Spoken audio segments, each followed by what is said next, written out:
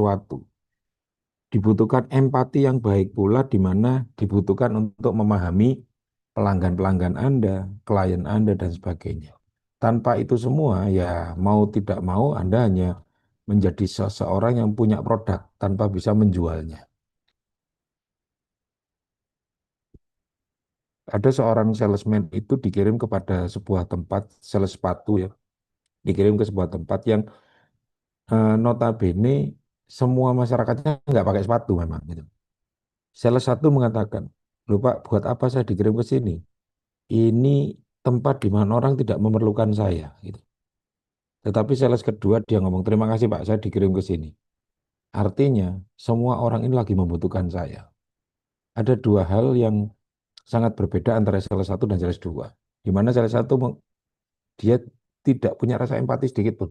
Ketika dia melihat orang nggak pakai sepatu, ya sudah. Berarti memang orang itu nggak pakai sepatu. Nggak butuh sepatu. Tetapi si sales 2 dia berpikir beda. Ketika ada orang tidak memakai sepatu, kemudian berjalan, dia merasakan bagaimana sih susahnya orang jalan nggak pakai sepatu. Bagaimana sih sakitnya telapak kakinya orang-orang itu yang kena kerikil, kena panasnya pasir, dan sebagainya.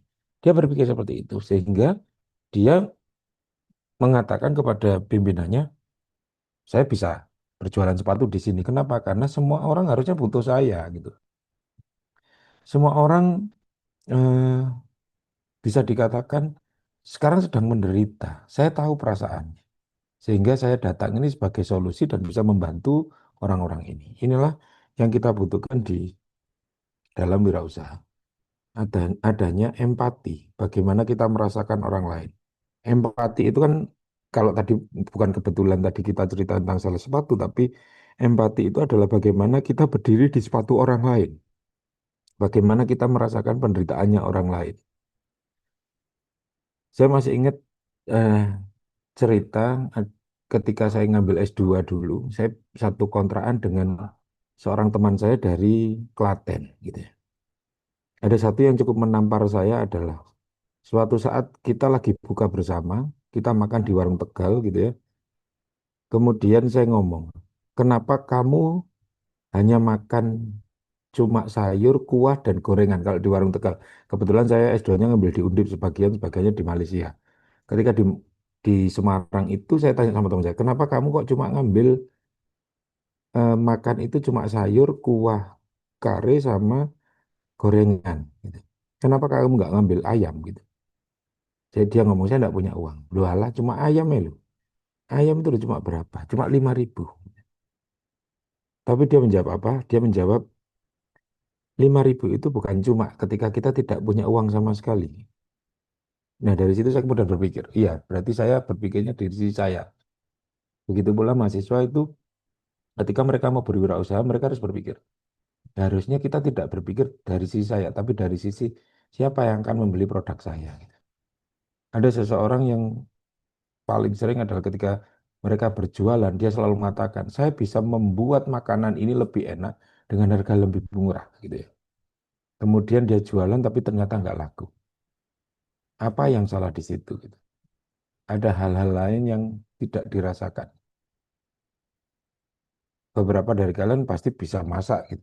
Beberapa dari kalian mungkin bisa bikin nasi goreng yang enak gitu. Tapi kenapa kok ada nasi goreng lain yang lebih laku daripada nasi goreng kalian? Padahal bisa dikatakan punyamu lebih enak, punyamu lebih murah. Nah, karena kita tidak memahami orang itu beli karena apa gitu.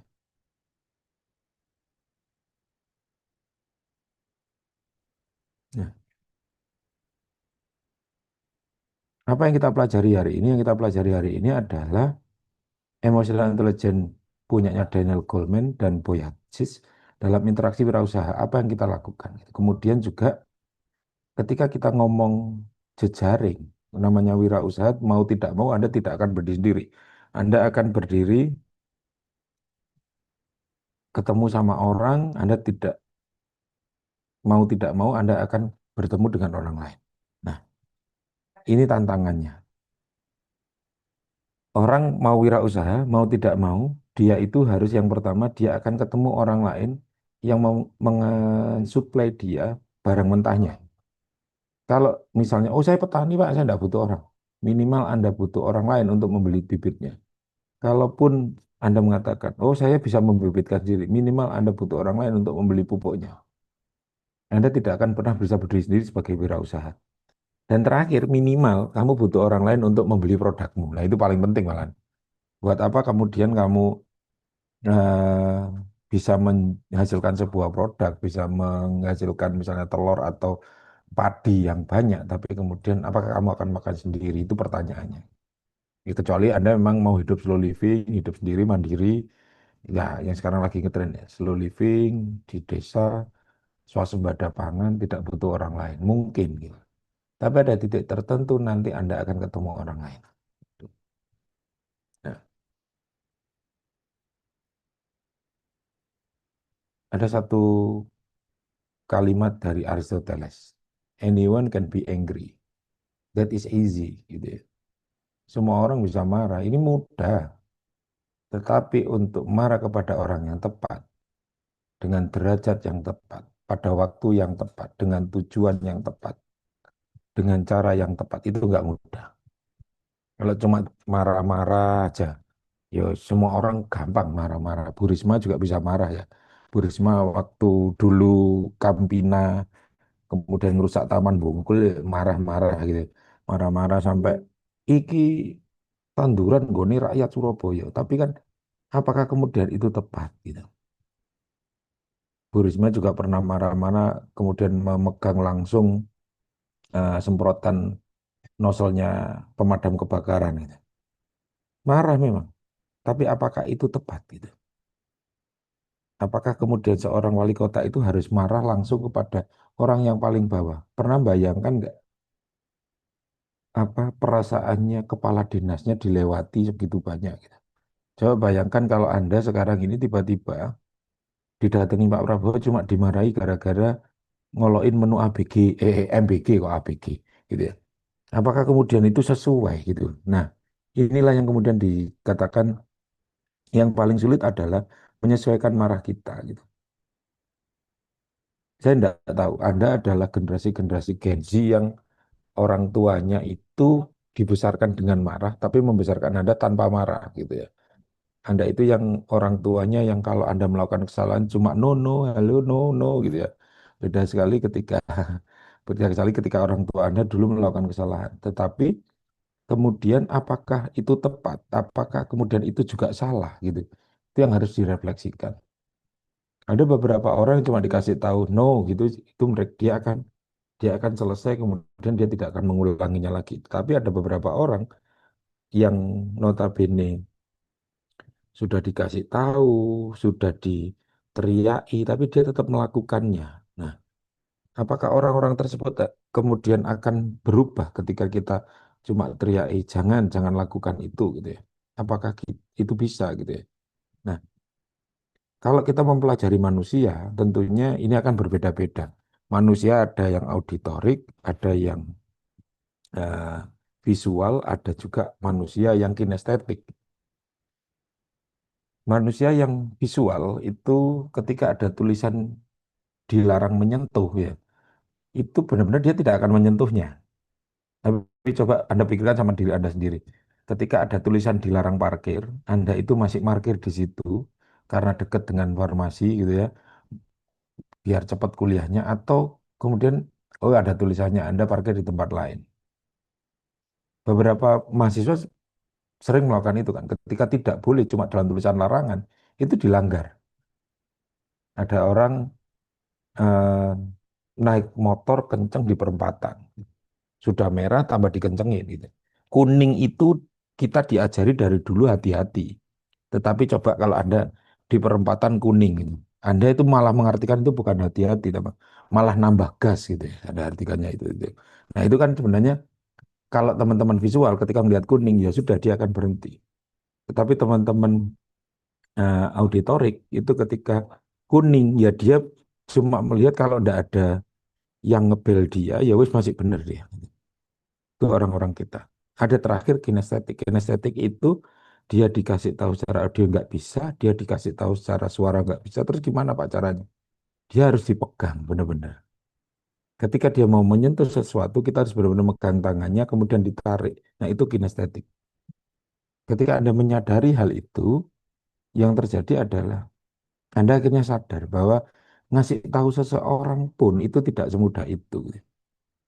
Tentunya Anda punya teman, ya kan?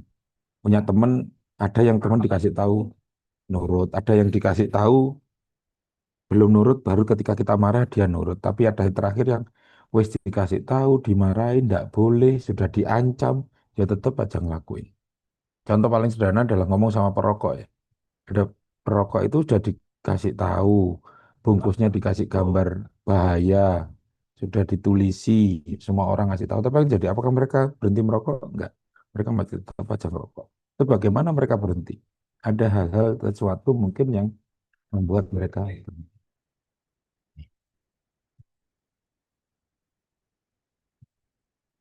Kenapa kita harus belajar tentang kecerdasan emosional gitu ya? Orang-orang dengan kecerdasan emosional yang baik, maka dia akan bisa menguasai dirinya sendiri. Gitu. Ada tulisan mengatakan bahwa pada kasus-kasus bullying, kekerasan, kenapa mereka melakukan itu? Karena mereka memang tidak punya kecerdasan emosi. Mereka hanya senang aja ketika orang lain tertindas. Mereka hanya senang kalau dirinya puas gitu aja. Ya kan? Saya nggak tahu di zamanmu masih musim nggak manggil nama orang tua gitu, kayak guyonan gitu misalnya. Kalau zaman saya memang kadang kita melakukan itu. Gitu. Kemudian coba pernah berpikir nggak, ketika sudah umurmu nanti di 40 seperti saya, Anda berpikir, kenapa saya harus memanggil nama orang tua dari teman saya? Padahal dia punya nama sendiri gitu ya. Atau kenapa harus Anda, eh, apa ya, kalau sekarang kan namanya dikit-dikit bully ya. Kalau dulu kan digudo ya, namanya gudo ya guyoni gitu.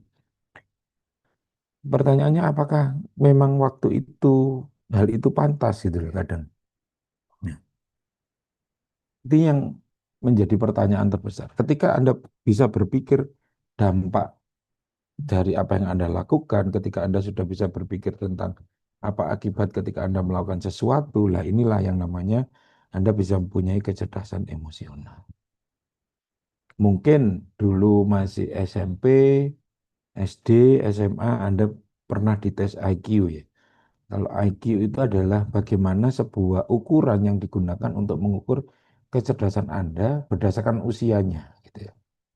Usia kronologi dan usia mentalnya, gitu. Jadi ada kemungkinan anak-anak yang punya IQ tinggi ketika SD belum tentu SMP-nya dia sama gitu. Bisa saja menurun, bisa saja meningkat. Tetapi kecerdasan ini masih berupa kecerdasan yang bisa dikatakan kemampuan dasar gitu ya.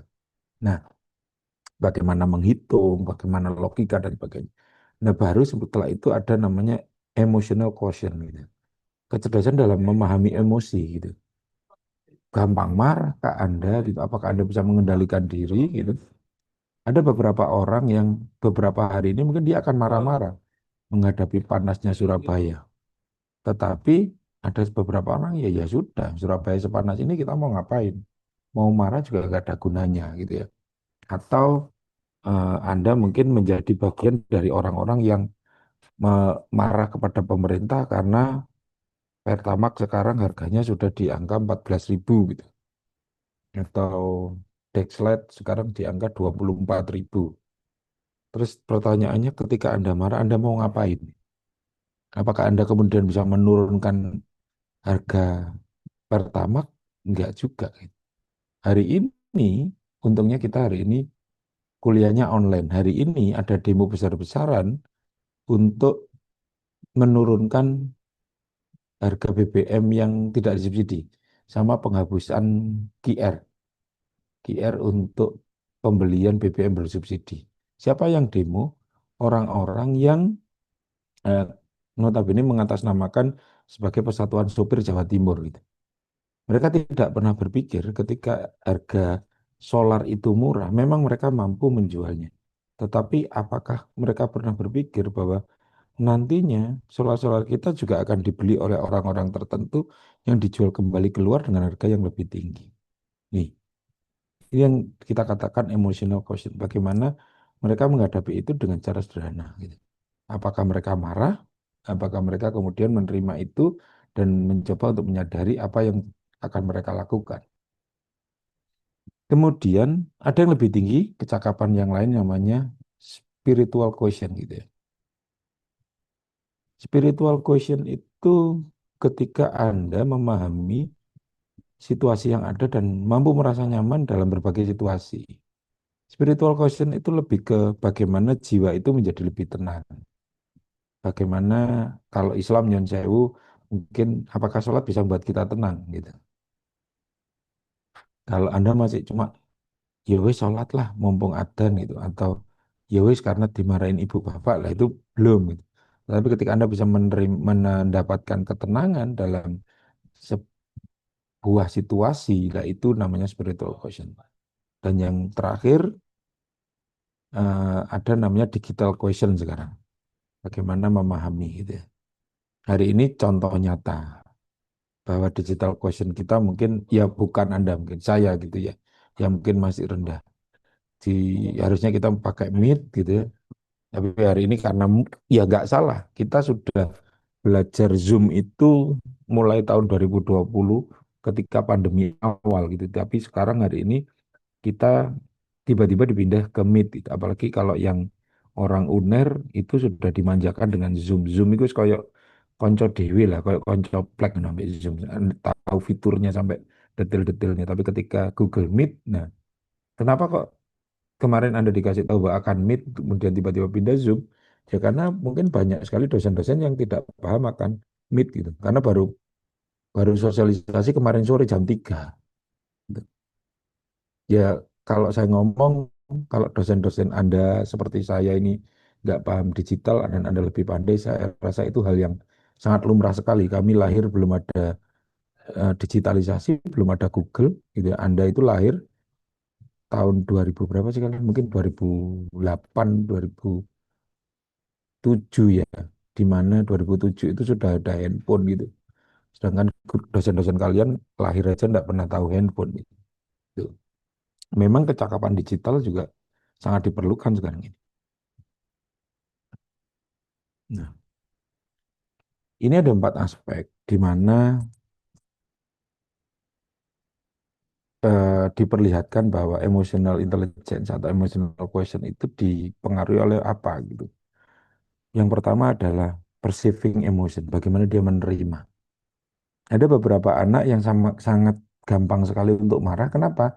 Karena memang mereka selama ini ya dimarahi. Orang-orang yang sering mendapatkan kemarahan dari orang lain, dia cenderung akan marah. Orang-orang yang cenderung untuk tidak dimarahi, kemudian dikasih tahu diajak diskusi, mereka akan lebih gampang untuk menerima diskusi. Tapi hal ini kemudian tidak serta-merta gitu. Ini kan kemarin di sosial media siapa sebuah selebgram yang ngasih tahu anaknya dengan cara yang sangat damai sekali gitu ya. Dia ngomong dengan soft spoken sekali gitu. Anaknya paham, ya iya karena dari kecil. Dan kamu jangan pernah berharap ketika tetanggamu yang dari kecil tiap hari dimarahin, kemudian Anda cuma ngomong, ayo itu tidak boleh, kamu nggak boleh ngelakuin itu, nanti kamu akan mendapatkan masalah. Wah, itu nggak mungkin bisa. Kenapa? Karena perceiving emotion yang dia terima selama ini bukan seperti itu. Orang yang tahu bahwa ngasih tahu seseorang orang lain itu harus marah, ya mereka akan ngasih tahu seperti itu. Contoh sederhana, kalau Anda sekarang pergi ke Jawa Tengah saja, yang orang asli Jawa Tengah itu nganggap orang Surabaya kalau ngomong sudah marah gitu.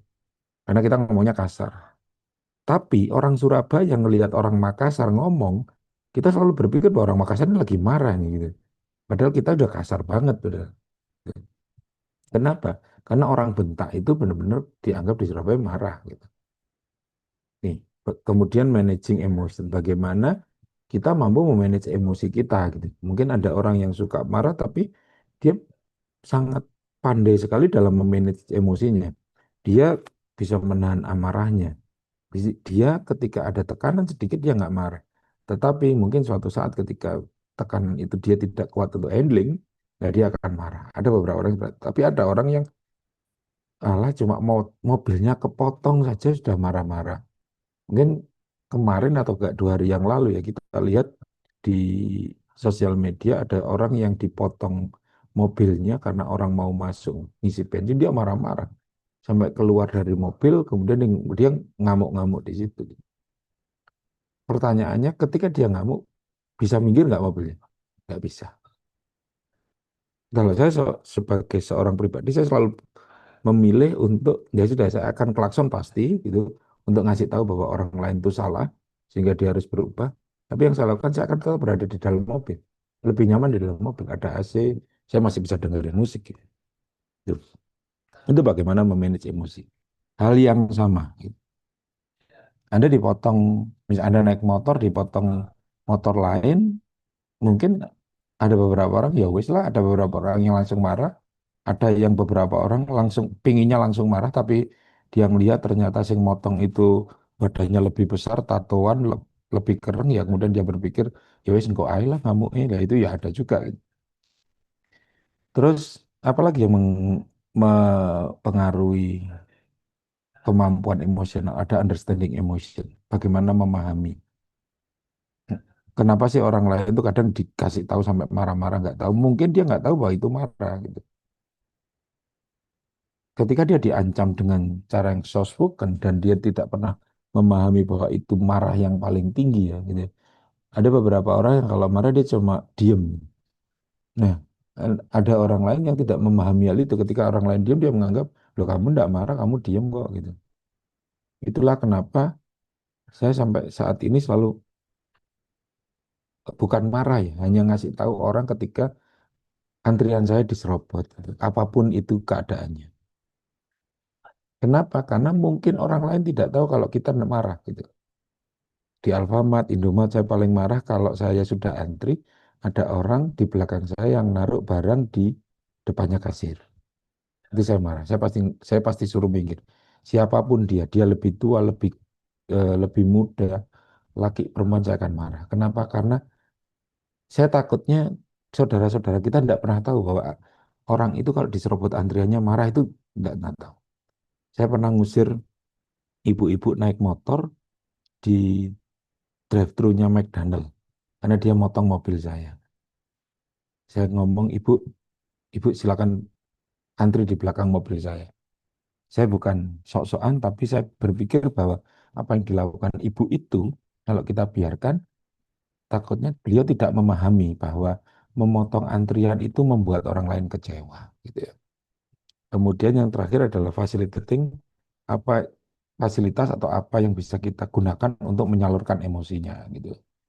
Nah, ini yang paling penting. Kenapa ada orang yang bisa handling emosinya sendiri karena mungkin dia tahu bagaimana dia memfasilitasi ketika dia emosi, ketika dia marah, ketika dia senang gitu. Orang-orang yang bisa hidup bahagia, orang-orang yang bisa berempati pada orang lain, biasanya dia punya cara untuk bagaimana menyalurkan emosinya.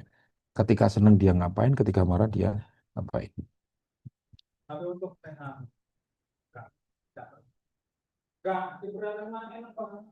Ini yang dikatakan mix modelnya punyanya Daniel Goleman dan Boyatsis ya.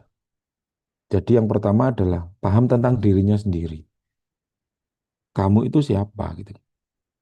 Kamu itu suka marah apa kamu itu memang penyabar? Kamu itu penyabar atau kamu tidak marah karena takut?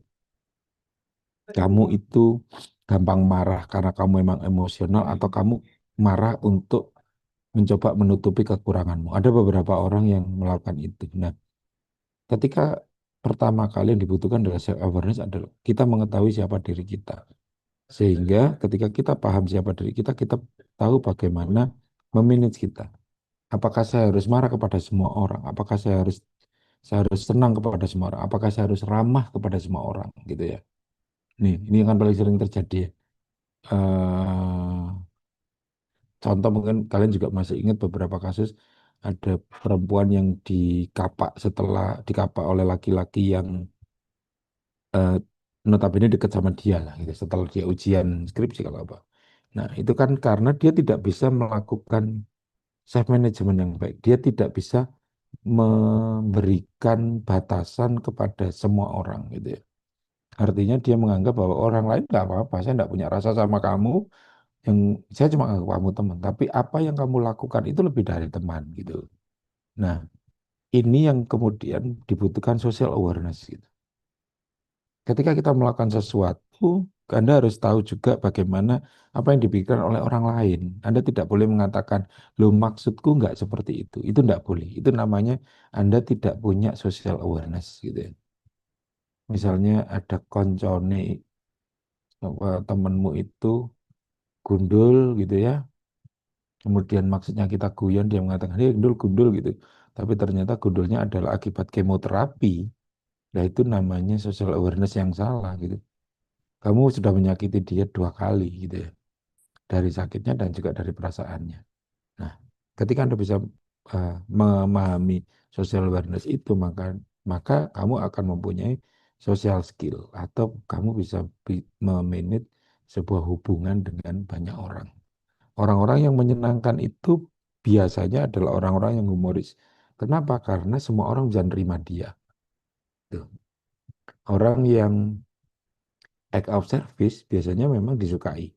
Tetapi ada orang lain yang mungkin tidak nyaman ketika ada orang lain yang terlalu act of service sama kita, bawain barang kita dan sebagainya.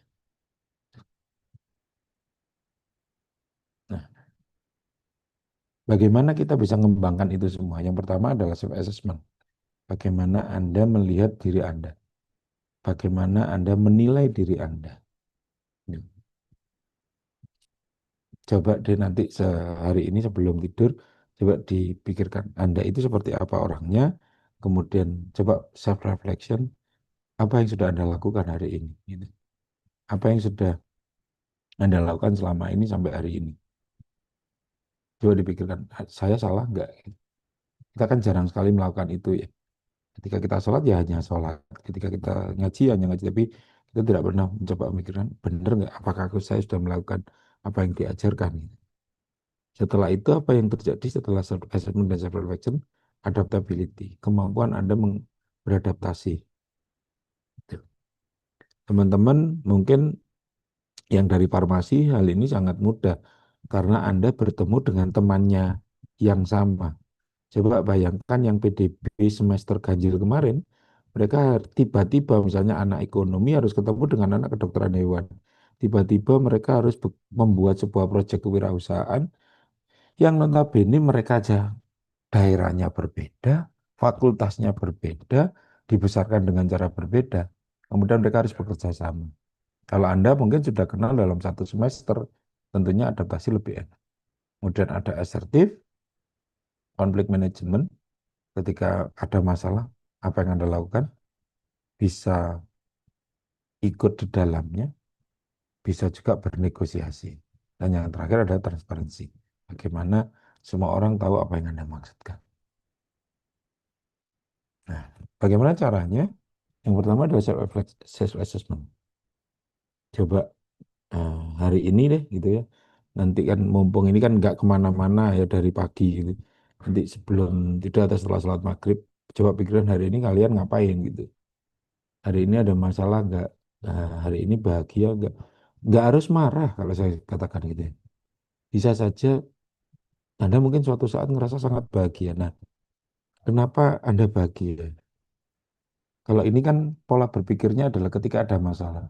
Bisa saja kita itu kadang nggak tahu apa yang membuat kita bahagia. Makan nasi pecel yang rasanya sama seperti yang kita makan waktu kecil, itu juga kadang bisa bikin kita bahagia gitu. Atau apa ya, nemu mainan yang dulu pernah kita punya tapi hilang. Wah, itu bahagia. Nah, kadang kita nggak pernah tahu kenapa ya tiba-tiba saya sangat bahagia sekali gitu. Atau misalnya besok gitu ya, hari tanggal 1 hari Jumat Anda mau diajak orang tuanya liburan gitu.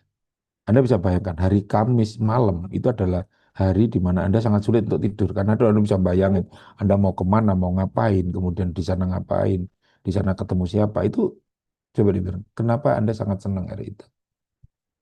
Kalau Anda bisa jawab itu, maka Anda bisa self assessment. Begitu pula ketika Anda punya masalah. Tiba-tiba Anda marah, tiba-tiba Anda sedih, gitu ya. Kenapa? Kenapa hari ini misalnya malam ini, ketika Anda mau tidur, Anda nggak bisa tidur. Apa yang hari ini yang belum saya selesaikan? Kalau masih semester 2 ini saya rasa enggak sampai lah, Anda enggak bisa tidur ya. Nanti baru semester 8 gitu, skripsi belum selesai, tiba-tiba ada semester 9, enggak itu. Dan itu harus Anda selesaikan apa yang memang harus Anda selesaikan. Kemudian self reflection gitu ya. Nah, ketika ada orang lain yang mungkin marah kepada Anda, tidak suka dengan Anda, atau malah bahagia ketika dekat Anda, gitu ya. Coba Anda cari apa yang membuat mereka merasa seperti itu. Apa cara ngomong Anda, apa kata-kata Anda, atau ada sesuatu yang beda pemahamannya antara Anda dengan teman Anda. Ini self reflection. Apakah Anda tidak mengetahui sesuatu sehingga hal yang sederhana itu bisa membuat dia marah. Kemudian setelah itu ada adaptability, bagaimana mengembangkan sikap mengikuti situasi gitu ya. Kadang kita itu nggak sadar ketika kita mau guyon, ternyata teman kita lagi sedih gitu ya. Ketika kita mau sedih, ternyata temannya lagi senang gitu. Makanya ada beberapa orang kamu ngerusak suasana, ini lagi senang-senang, tiba-tiba cerita sedih gitu. Atau yang lebih parah lagi adalah ketika Anda yang senang-senang, ternyata temanmu yang sedih. Nah, adaptability. Ketika temannya emang sedih ya sudah gitu. Bukan berarti kita harus, oh temanku nangis, aku nangis, enggak. Tapi bagaimana Anda tahu, oh teman saya lagi sedih, berarti jangan guyon atau tambah menambah kesedihannya gitu ya. Misalnya temannya kehilangan ibunya meninggal gitu. Kemudian kamu guyon, alah kamu jadi ibu, aku sibuk bapak gitu. Nang aku satu stage lebih tinggi daripada kamu kan ya kayak gitu guyonnya gitu. Ya.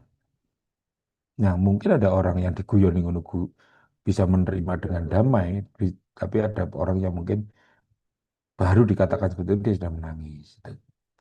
Nah, ini yang perlu Anda kembangkan. Bagaimana Anda mengikuti situasi yang ada. Barangnya sama, orangnya beda juga hasilnya beda. Assertiveness berani jujur, gitu ya. Kalau memang kamu nggak mau ya nggak mau, katakan gitu. Jangan iya tapi kemudian tidak dilakukan gitu. Itu malah lebih menyakitkan ya. Kalau memang nggak bisa ya nggak bisa gitu. Apalagi ketika ada orang lain yang meminta bantuan. Kalau kamu nggak bisa ya ngomong aja nggak bisa gitu.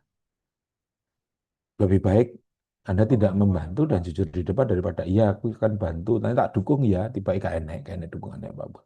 Kemudian ada konflik manajemen, itu bagaimana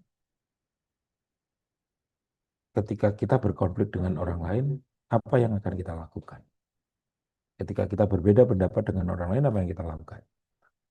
Kita hanya mempertahankan pendapat kita atau ya kita cari win-win solution gitu. Kemudian yang terakhir transparansi adalah jujur apa yang dirasakan dan kemudian tunjukkan sama orang lain.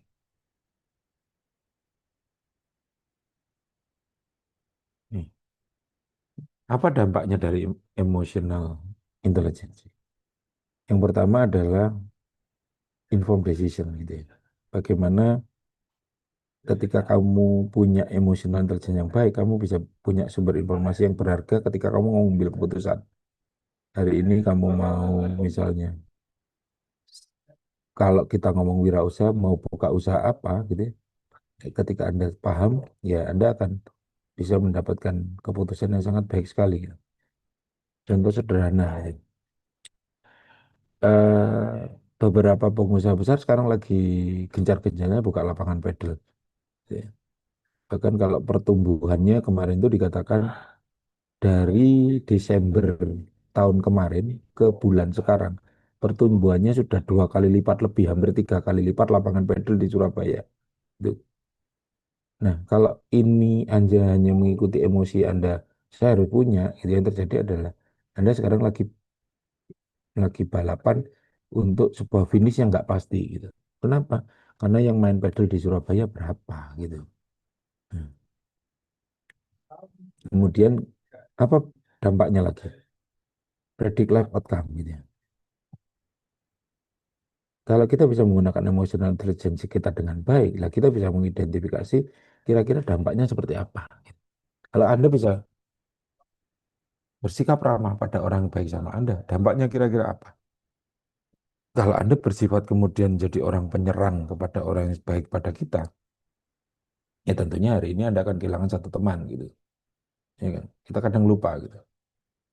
Untuk nyari teman kita, mereka sudah bantu, tetapi karena kita tidak menginginkan bantuan yang itu, Anda mengatakan dia nggak bantu. Ini yang salah gitu.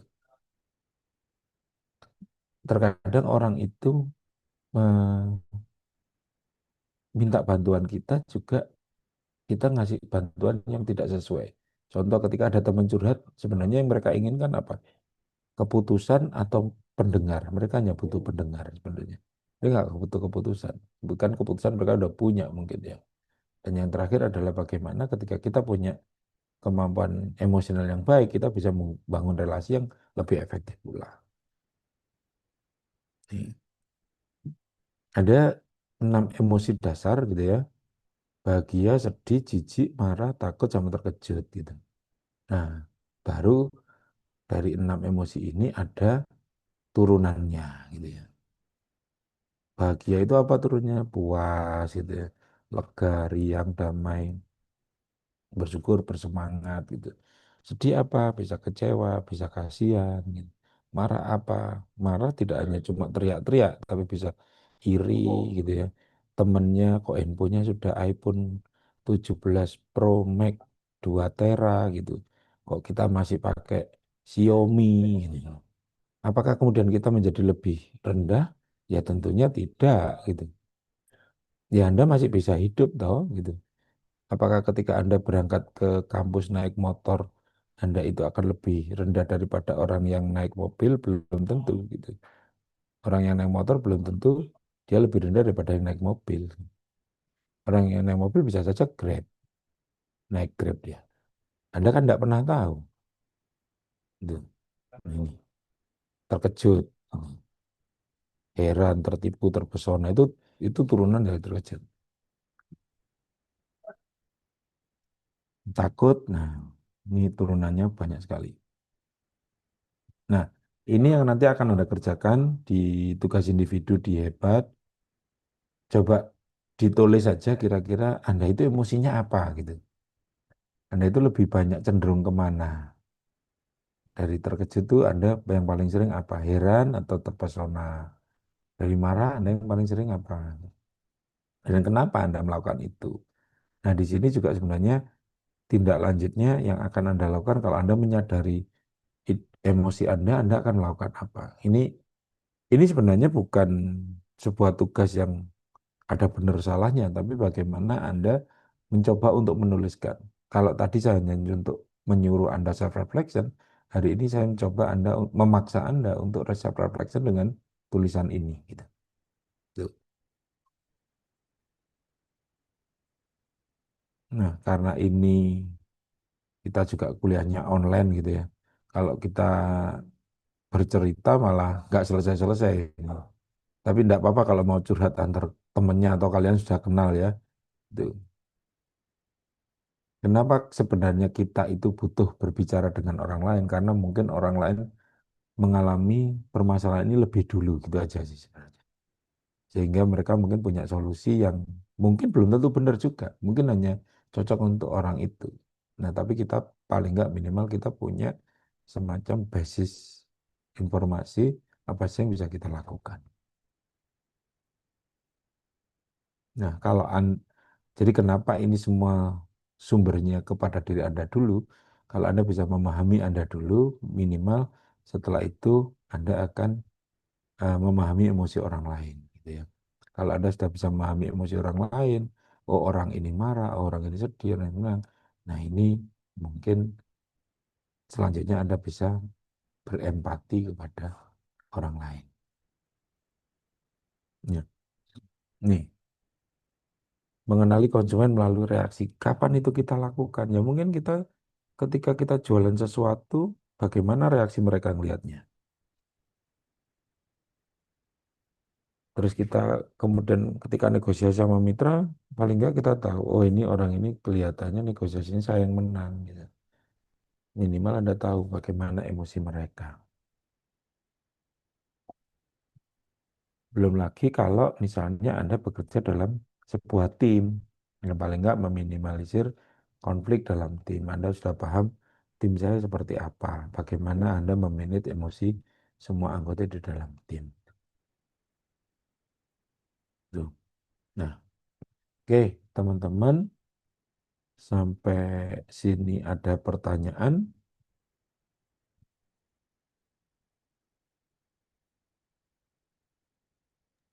Bapak, permisi izin bertanya mengenai tugas. Ya, Nanti itu dikerjakan di Word atau harus tulis tangan ya, Pak? diketik aja. Baik, Pak. Terima kasih. Ya, karena kan nanti dikumpulkannya di mana? Di Hebat gitu ya. Jadi nanti kalian bisa langsung buka hebatnya masing-masing, kemudian langsung dikerjakan di situ. Untuk deadline-nya besok jam 11 malam. Jadi nanti sebelum tidur malam-malam daripada scroll TikTok, scroll IG, nah nanti malam ngerjain gitu ya. Ini mungkin tidak berguna bagi saya, tapi mungkin ini malah akan lebih banyak gunanya kepada Anda gitu ya. Karena nanti Anda yang bisa memahami diri Anda sendiri. Hari ini mungkin Anda cuma ngisi saja, tapi coba nanti setelah itu dibaca kira-kira gitu ya, apa yang Anda isi ini sudah benar enggak gitu. Sehingga nanti Anda bisa paham, oh ternyata yang sudah saya lakukan selama ini gitu ya, itu sudah sesuai atau belum.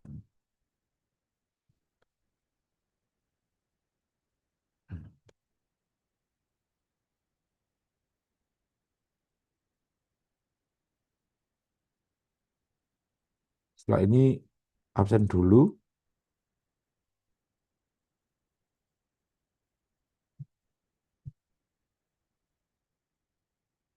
saya akan share untuk QR-nya gitu ya. Monggo nanti kalau yang belum bisa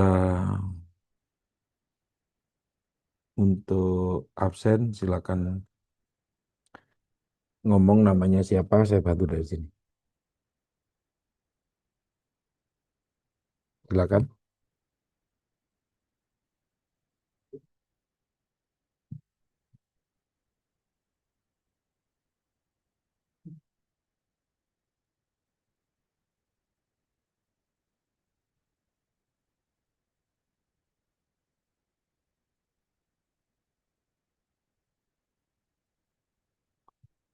Mas Ahmad Saiful. Izin Bapak, minta tolong diabsenkan karena ada kendala dalam device Oke. saya. Oke.